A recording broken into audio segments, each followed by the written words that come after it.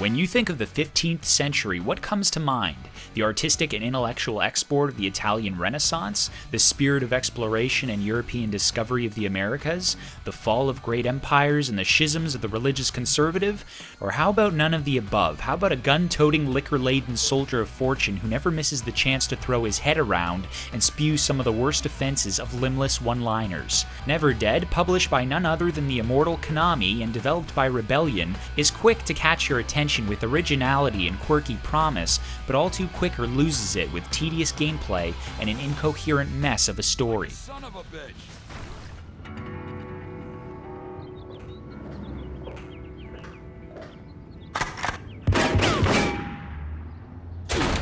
Morning, hon. Wakey, wakey. Rise and shine.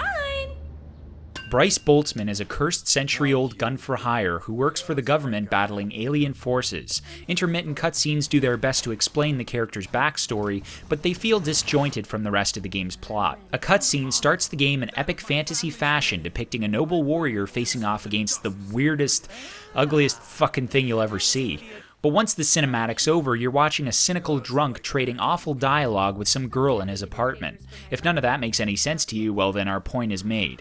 What you'll eventually gather is that the two characters, the warrior and the drunkard, are the same person in different time periods. 500 years ago, Bryce and his wife fail to take down their fiendish foe Astaroth, who kills the latter and curses Bryce with immortality.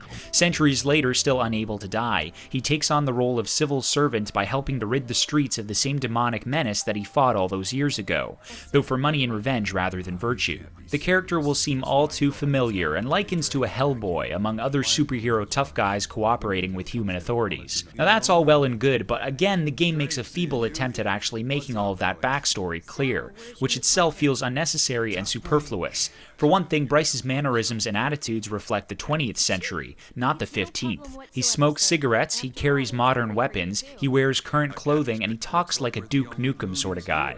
Cheesy dialogue and voiceover to boot. His accent and vocabulary definitely not what you'd expect from a medieval man. It's fair to assume that his speech and way of being would change over hundreds of years and keep up with everyone else, but the main problem is that he rarely makes any sort of reference to that ancient side of his character and his past, and so it's hard to feel sorry for the tragic hero that the game wants Bryce to be.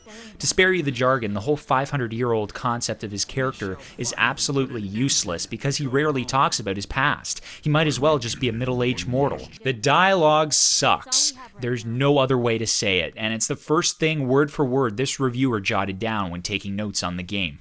No joke. Aspiring screenwriters play games like Neverdead and despair that their talents are going to waste, while utter poetic puke that 10-year-old tykes could top gets published and paid for. Cliché chit-chat between Bryce and his equally one-dimensional female counterpart Arcadia is the unfortunate norm in Neverdead. The writing is just painfully awful, and there is no thesaurus voluminous enough to describe how typically trash it is.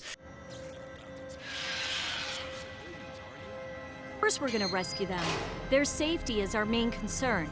Oh, and prepare yourself for a never-ending wave of formulaic puns involving lost appendages. Hope this doesn't mess up my hair. Dismemberment and frustration by association is the theme of Neverdead. As an immortal, Bryce can't die, right? Well, wrong. In fact, you can lose in this game easier than in most other games. The first enemies you encounter will start tearing off your arms and legs until you're nothing but a crawling mass of torso. You can pick up your lost limbs by tapping the dodge button, but if Bryce is continually gnawed at, he'll be down to a rolling head. First impressions will have you laughing and impressed with the game for having designed such a bold and refreshing mechanic. But just wait, because the gameplay consists of mind-numbing routine. Spawn pods breed an infinite number of enemies, so logic dictates destroy the spawn pods, a task far more tedious than it sounds when an army of aliens are slicing your body into bits. Trying to find all your organs while being surrounded by a half-dozen enemies is one of the most frustrating things ever. You'll find one arm just to lose a leg. Tumbleweeds called grandbabies will suck Bryce's head up like a vacuum cleaner, and then you're forced to tap a certain button at the right time, otherwise your head is lost for all eternity and you have to restart at the last checkpoint. Well, pray tell, what is the point of designing a character that cannot be killed if you can still lose regardless? The worst aspect of the dismemberment mechanic is the fact that you're constantly unable to find your arms and legs, which sometimes get stuck in out-of-reach places. Once you're done with all the enemies in one area, a door will unlock. You press on, you rinse, repeat. Tedious, cumbersome, redundant. Again, there is no glossary grandiose enough. The only reason worth playing Neverdead is its decent third-person action, which consists of firefighting and swordplay.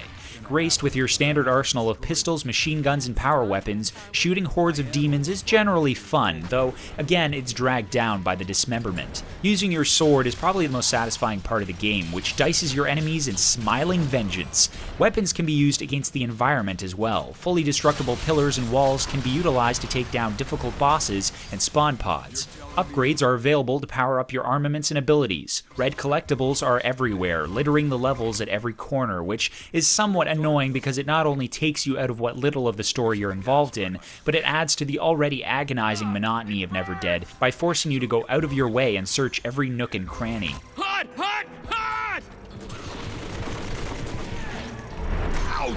The game's presentation is tolerable. I mean, the controls are kind of clunky, Bryce's movements and animations are fidgety and blocky, the environments can get seriously dreary. Goes with the gameplay, I guess. But some of the lighting effects in certain levels are really cool and impressive, like the opening of Boltzmann's first mission at the asylum. Most of Neverdead's scaled battles are accompanied by a heavy metal score, which is acceptable in its own right and never feels that invasive. But the voiceover for the two demon hunters is consistently as monotonous as the game's writing. Granted, you can't really blame the casting for not being able to do much with what they were given. The woman providing the voice talent for Arcadia has no idea what to do with the character, slipping in and out of whiny child and stone cold femme fatale. The actors don't know what's going on any more than we do. It doesn't bother me. Your pitiful life will nearly end there. You idiot!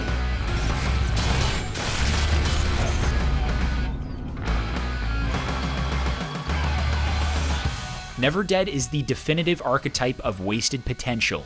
The game is seeping in mediocrity because of the developer's refusal to iron out the kinks. Shooting and slashing your sword are entertaining most of the time, but the fact that you're constantly losing pieces of yourself and looking around is a frustrating buzzkill. The story is a half-assed effort that feels incomplete and lazily slapped together, hampered by boring dialogue and voiceover. With a little more polish and care, Neverdead could have been a recommendable rental or even purchase.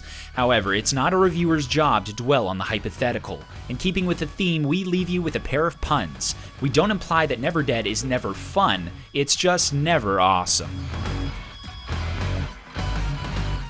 Okay, sometimes it is.